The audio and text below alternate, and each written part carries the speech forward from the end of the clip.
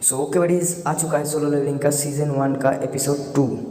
I hope अपने first episode को देख लिया होगा जो मैंने ऑलरेडी अपने चैनल पर अपलोड कर दिया है। तो आज हम इस एनिमे के सेकंड एपिसोड को देखने वाले हैं। जो पहले एपिसोड का एंड था वहाँ पे हमें एक क्लिप हैंगर पे छोड़ा गया था, जहाँ पे हमें एक हिडन डंजन दिखाया गया था, जहाँ पे एक गॉड जैसे फिगर बैठे हुए थे। काफ़ी बड़ा स्टैचू टाइप बैठा हुआ था और उस स्टैचू ने इनके करीब आधे से ज़्यादा टीम को ख़त्म कर दिया था। और उसकी ये लेज़र वाली पावर को देख के पता चलता है कि ये बहुत पावरफुल है। और सेकंड एपिसोड की शुरुआत भी उसी डंजन में होती है, जहाँ पे हमें दिखाया जाता है कि ये लोग काफ़ी ज़्यादा डर गए होते हैं और इसी के साथ उन्हें ये भी लगता है कि ये सब यहाँ पे मर जाएंगे। यहाँ पे मिस्टर सम उन सबसे कहता है कि कोई भी हिलना मत, वरना तुम सबके सब यहाँ पे मारे जाओगे। और यहाँ पे जूही की हालत बहुत ज़्यादा ख़राब होती है और मिस्टर सम जिन्वू के पास आके उसकी शुक्रिया अदा करता है। वो कहता है कि अगर तुमने ये चीज़ नोटिस ना किया होता तो हम सब के सब अभी तक मर चुके होते। तुमने ही हमें नीचे झुकने के लिए कहा था, तुम्हें ज़रूर इस बात का अंदाज़ा हो गया था, क्यों है ना। तो यहाँ पे जिन्वू देखता है कि मिस्टर सॉन्ग का एक हाथ कट चुका है, लेकिन एटलीस्ट वो जिंदा है। और इसी के साथ जिन्वू मिस्टर सॉन्ग के हाथ में पट्टी कर देता है खून रोकने के लिए। और हमें दिखाया जाता है कि यहाँ पे जूही बहुत ज़्यादा डरी हुई है। और वैसे तो वो एक बी रैंक हंटर है, इस हिसाब से वो बहुत ज़्यादा पावरफुल है, लेकिन वो बस आसान रेट पे ही हिस्सा लेती है क्योंकि वो दिल से काफ़ी ज़्यादा कमज़ोर है। मिस्टर सॉन्ग यहाँ पे इस स्टैचू को देख के समझ जाता है ये कम से कम ए रैंक या फिर एस रैंक का दुश्मन है। और उस स्टोन टैबलेट में कुछ कमांडमेंट लिखा है जिन्हें कि हमें फॉलो करना होगा। वो कमांडमेंट मैं आपको फिर से बता देता हूँ। पहला है गॉड की पूजा करो, दूसरा है गॉड की प्रशंसा करो यानी कि बड़ाई करो, और तीसरा है गॉड पे भरोसा रखो। और यहाँ पे हमें इस डंजन के कुछ रूल्स बताया जाता है और वो रूल्स यही सब है। और जो कोई भी इन सब रूल्स को नहीं मानेगा वो यहाँ पे मारा जाएगा। तो जिन्वू यहाँ पे देख के समझ जाता है कि ये जो बड़ा वाला स्टैचू है यही गॉड है। तो इसी के साथ हमें दिखाया जाता है कि 10 साल पहले जो पोर्टल इस दुनिया में ओपन हुए थे, जो कि इस दुनिया को दूसरी दुनिया से जोड़ती है, उसी पोर्टल के खुलने के बाद इस दुनिया में अजीबोगरीब घटनाएं घटना शुरू हुई है। जैसे कि ऐसे लोग सामने आए जिनको अवेकन कहा जाता है, जिनको कि हम हंटर्स कहते हैं। और हंटर्स ही है जो उन मैजिकल बीस्ट को मार सकते हैं। और एक बार अगर किसी हंटर को अपना एबिलिटी मिल जाए तो वो एबिलिटी कभी नहीं बढ़ता या फिर चेंज नहीं किया जा सकता। लेकिन कभी कभी ऐसा भी होता है कि गेट के उस पार कुछ काफ़ी खतरनाक मॉन्स्टर्स होते हैं। दूसरी तरफ हमें जिन्वू का सिस्टर का स्कूल का सीन दिखाया जाता है, यानी कि जिना की स्कूल का सीन, जहाँ पे जिना की फ्रेंड उससे पूछती है तुम्हारा भाई एक हंटर है क्यों, है ना। जिसे सुनने के बाद जिना बोलती है हाँ वो एक ई रैंक का हंटर है। वो वैसे तो उतना खास नहीं है क्योंकि उसे हमेशा काफ़ी ज़्यादा चोट लगी रहती है और वो अक्सर बैंडेजेस में लिपटा हुआ रहता है। मिस्टर सॉन्ग सबसे ये कहता है कि हम इसके दुश्मन नहीं हो सकते, एक बार सब कुछ ठीक हो जाए तो हम यहाँ से बच के निकल सकते हैं। लेकिन तभी उनमें से एक हंटर कहता है कि वो यहाँ पे शांति से नहीं बैठेगा क्योंकि उसे एक बड़ी ऑर्गेनाइजेशन से कॉन्ट्रैक्ट मिला है, तो वो यहाँ पे मरने वाला नहीं है। ये सुनने के बाद मिस्टर सॉन्ग उसे रोकने के लिए तो कहता है, लेकिन वो हंटर अपने स्पीड पे काफ़ी ज़्यादा कॉन्फिडेंट होता है। उसे ये लगता है कि वो अपने स्पीड के साथ इस स्टैचू को चकमा देके दरवाजे तक पहुँच सकता है। लेकिन उस बंदे को ये नहीं पता था कि उससे ज़्यादा तेज ये स्टैचू होता है। और पलक झपकते ही वो स्टैचू अटैक करता है और उस बंदे की बस पैर बचती है। ये देखने के बाद मिस्टर सॉन्ग और जिन्वू ये समझ जाते हैं कि ये बहुत ही ज़्यादा पावरफुल है और वो पलक झपकते ही इन सबको ख़त्म कर सकता है, जैसे कि ये सब चींटी के समान हो। लेकिन कुछ तो बात है जिस वजह से ये स्टैचू इन सबको नहीं मार रहा है, जबकि वो एक पल में ही इन सबको ख़त्म कर सकता है। ये उन मैजिक बीस्ट से एकदम अलग है जो हमें वैसे देखने को मिलता है। लेकिन इसी के साथ जिन्वू को याद आता है उन इंस्ट्रक्शंस के बारे में, तो वो मिस्टर संग से पूछता है मिस्टर संग मुझे बताइए वो पहला इंस्ट्रक्शन क्या था। तो मिस्टर संग जिन्वू से कहता है पहला कमांड था गॉड की पूजा करो।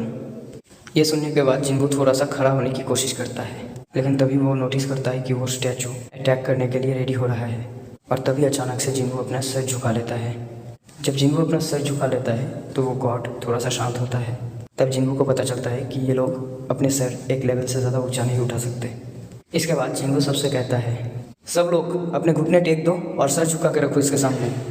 तो यहाँ पे मिस्टर सॉन्ग ये सोचने लगता है अगर हम अपने घुटने टेक के रखें और सर झुका के रखें तो शायद हम बच सकते हैं। लेकिन यहाँ पर हमें दिखाया जाता है कि जैसे ये सब अपने घुटने टेकते हैं और सर झुकाते हैं तो इस गॉड स्टैचू के फेस एकदम तगड़े तरीके से चेंज हो जाता है, जो कि देखने में बहुत ज़्यादा फनी और क्रीपी भी लग रहा है। ये लोग यहाँ पे घुटने टेक के बैठे हुए होते हैं कि तभी इन्हें लगता है कि कुछ तो चीज़ें ठीक हो रही है।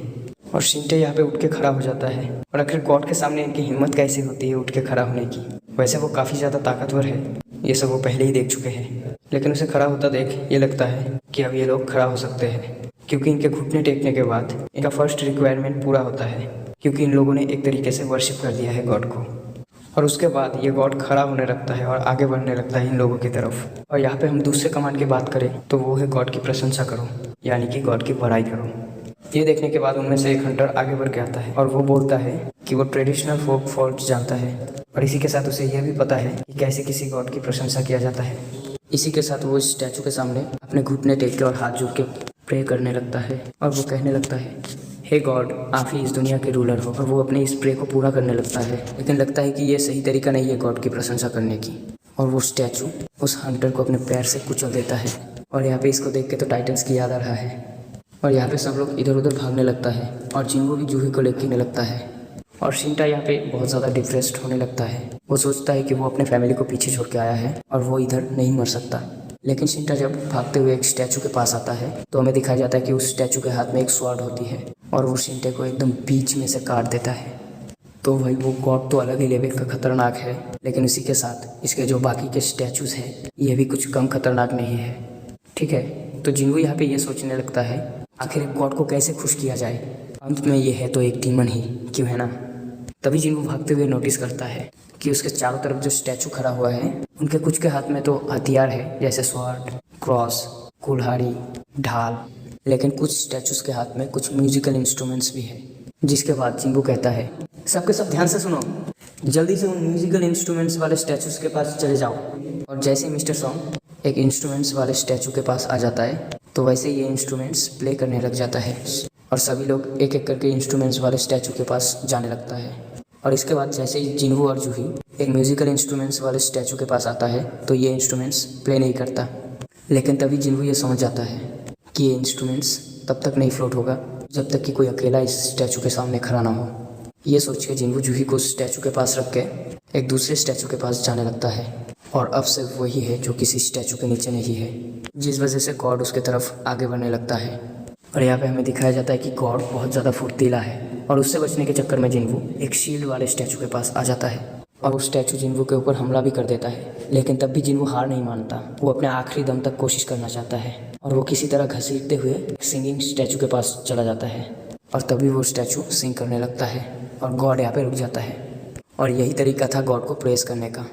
और गॉड की स्माइल भी गायब हो चुका है और इसी के साथ वो अपना सीट पे भी आके बैठ चुका है और इसके बाद वो लोग अपनी जगह से हिल सकता है। लेकिन हमें दिखाया जाता है कि जिंगू का पैर कट चुका है और इसी के साथ जूही जिंगू का पैर ठीक करने की कोशिश करता है और उसी को ठीक करने की कोशिश में वो अपना लिमिट भी क्रॉस कर देती है और इस वजह से उसका आँख और मुँह से खून आने लगता है। और इसके बाद एक ऐसा भी वक्त आता है जब सब लोग मिलकर मिस्टर सॉन्ग को ब्लेम करने लगता है और वो सब लोग ये भी कहने लगता है कि उनके वजह से ही ये लोग इस सिचुएशन में फंसे। खास करके किम ब्लेम करता है मिस्टर सॉन्ग को और मिस्टर सॉन्ग यहाँ पे अपनी गलती भी मानता है और अब सिर्फ लास्ट कमांडमेंट बचा है। और इसी के साथ हमें दिखाया जाता है कि उस रूम के अंदर एक प्लेटफॉर्म टाइप का बन जाता है जिसे कि हम ऑल्टर भी कह सकते हैं। माइथोलॉजी में हमें अक्सर दिखाया जाता है कि गॉड के सामने किसी की बलि चढ़ाई जाती है और यही है एक्चुअल सैक्रिफाइस जो कि इन्हें करना होगा। तो ये सब देखते हुए माशिमा कहता है मिस्टर सॉन्ग से कि इनके वजह से ही हम इस सिचुएशन में फंसे हैं, तो अब इन्हें ही इसका रिस्पॉन्सिबिलिटी उठाना होगा हमें बचाने के लिए। लेकिन मिस्टर सॉन्ग इस बात को कोई अपोज नहीं करता और वो आगे बढ़ता है इस प्लेटफॉर्म की तरफ। और जैसे ही मिस्टर सॉन्ग उस घेरे के अंदर कदम रखता है तो वहाँ पे एक फ्लेम जलने लगता है। तो जिंगू मनी मनी ये सोचता है कि क्या उसे एक लिविंग सैक्रिफाइस नहीं चाहिए। तो जिंगू बाकी दो हंटर्स से हेल्प मांगता है खड़े होने के लिए और वो उन हंटर्स से कहता है कि मुझे उस ऑल्टर के पास ले चलो क्योंकि उसका एक पैर कट चुका है। और जब जिंगू और वो सब उस ऑल्टर के अंदर जाता है तो 3 और फ्लेम्स जल उठते हैं और तब ये देख के जिंगू ये समझ जाता है कि उन सबको इस ऑल्टर के अंदर मौजूद होना होगा इस आखिरी कमांड को पूरा करने के लिए। और तभी जिंगू मिस्टर सॉन्ग से पूछता है, मिस्टर सॉन्ग, क्या हमें कोई यहाँ पे बचाने आएगा। मिस्टर सॉन्ग ये सुन के कहता है कि आज 7 दिन हो चुके हैं इस डंजन को बने हुए, तो कोई ना कोई तो आएगा ही। 7 दिन बाद ये डंजन पूरी तरह से ब्रेक हो जाएगा और डंजन ब्रेक होने का मतलब है कि सारे के सारे मैजिक बीस्ट इंसानी दुनिया में आ जाएंगे और इसीलिए ये लोग रेड मिशन करते हैं जिससे कि एक टाइम लिमिट के अंदर डंजन में घुसते हैं और उसके बॉस को मार के फिर उसी गेट से बाहर आ जाते हैं। और अगर ये लोग सही टाइम पे बाहर नहीं आए तो ये गॉड असली दुनिया में आ जाएगा और क्या ही तबाही मचाएगा। तो इसी के साथ हमें दूसरी तरफ जिना का सीन दिखाया जाता है जो कि हॉस्पिटल में आया होता है अपने मॉम से मिलने के लिए और सारा का सारा अपडेट देती है अपने मॉम को कि वो अब नेशन वाइड एग्ज़ाम देने वाला है और उसका भाई अभी भी लेट है। और यहाँ पे भले ही उसका मॉम स्लीपिंग में है और होश में नहीं है कह सकते हैं हम। जिंगू बाकी दोनों को भी यहाँ पे बुला लेता है।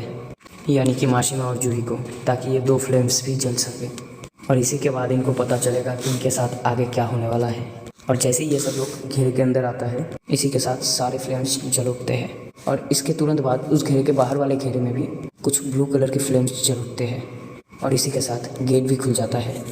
लेकिन इनको लगता है कि ये भी कोई साजिश है। लेकिन इसके बाद एक फ्लेम बुझ जाता है और वो जो स्टैचू है वो धीरे धीरे आगे बढ़ने लगता है इन लोगों के पास। तभी जिन्हों उनमें से एक स्टैचू की तरफ देखने लगता है और वो देखता है कि उसके देखने से वो स्टैचू वहाँ पे स्टॉप हो गया है। तभी जिन्हों उन सबसे कहता है कि सभी लोग अपने नज़रें उन स्टैचूज़ की तरफ कर लो। कुछ नहीं, जैसा हम बचपन में गेम्स में खेला करते हैं बस वैसे ही, बस उन स्टैचू से अपना नज़रें हटने मत दो। जब तक हम उन स्टैचूज़ की तरफ देखते रहेंगे वो स्टैचू आगे नहीं बढ़ेंगे। और जिन्हों यहाँ पे कमाल का काम कर रहा है, भले ही उसकी वाट लग चुकी है और इसके साथ उसके एक पैर भी कट चुका है, लेकिन उसका दिमाग काम करना बंद नहीं करता। और इसके बाद ये हंटर वाली लड़की और झेल नहीं पाती और वो उसे छोड़ के वहाँ से बाहर की तरफ जाने लगता है। और उसके जाने के बाद वहाँ से एक येलो फ्लेम बुझने लगता है और गेट तो वैसे भी खुला ही हुआ है, तो वो वहाँ से बाहर निकल जाता है और गेट भी थोड़ा सा बंद हो जाता है।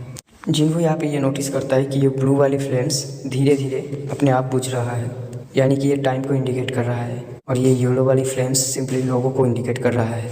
जैसे ही कोई बंदा इस सर्कल से बाहर जाता है तो ये येलो फ्लेम्स अपने आप बुझ जाता है। लेकिन अब जिन्हों ये भी सोचने लगता है कि ये दरवाज़ा हो ना हो ये भी कोई ट्रैप है। तभी उसे लास्ट कमांडमेंट याद आता है। लास्ट कमांडमेंट था गॉड पे भरोसा रखो। ये ज़रूर कोई ऐसी टेस्ट है जिससे गॉड इन सब की नीयत का पता करना चाहता है। तो कोई ना कोई तरीका है जिससे वो हमारी नीयत को ऑब्जर्व करेगा, उसका पता लगाएगा, यानी कि गॉड। ठीक है, तो दूसरा बंदा भी यहाँ से भाग चुका होता है और सॉन्ग यहाँ पे जिन्हों से पूछता है, हे जिन्हों, क्या तुम्हें कुछ समझ में आ रहा है कि यहाँ पे क्या हो रहा है? तब जिन्हों इन सबसे कहता है कि कुछ नहीं, बस हमें इन स्टैचूज़ की तरफ देखना है। ये ब्लू वाले फ्लेम्स एक तरह से टाइमर का काम करता है, जैसे ये बुझ जाएगी तो शायद हम यहाँ से बाहर निकल सकते हैं। तभी मिस्टर संग जिन्हों से कहने लगता है कि ऐसा भी तो हो सकता है कि ये ब्लू फ्लेम बुझने के बाद हम यहाँ से बाहर जा ही ना पाए और हम हमेशा हमेशा के लिए इस टेंशन में ट्रैप होकर रह जाए। सो ऑब्वियस सी बात है, जिन्हों थोड़ी ना यहाँ का मास्टर है, उसे पता होगा कि यहाँ पे क्या हो सकता है क्या नहीं। तभी माशिमा जिन्हों का शुक्रिया अदा करते हुए कहता है कि तुम हम में से सबसे ज़्यादा कमज़ोर हो, लेकिन आज तुम्हारी वजह से ही हम सब यहाँ पे ज़िंदा है, तो उसके लिए शुक्रिया। लेकिन दरअसल बात यह है कि बाहर मेरा फैमिली मेरा इंतज़ार कर रहा है और मैं यहाँ पे मरना नहीं चाहता और मैं घर जिंदा जाना चाहता हूँ, तो मैं और इंतज़ार नहीं कर सकता।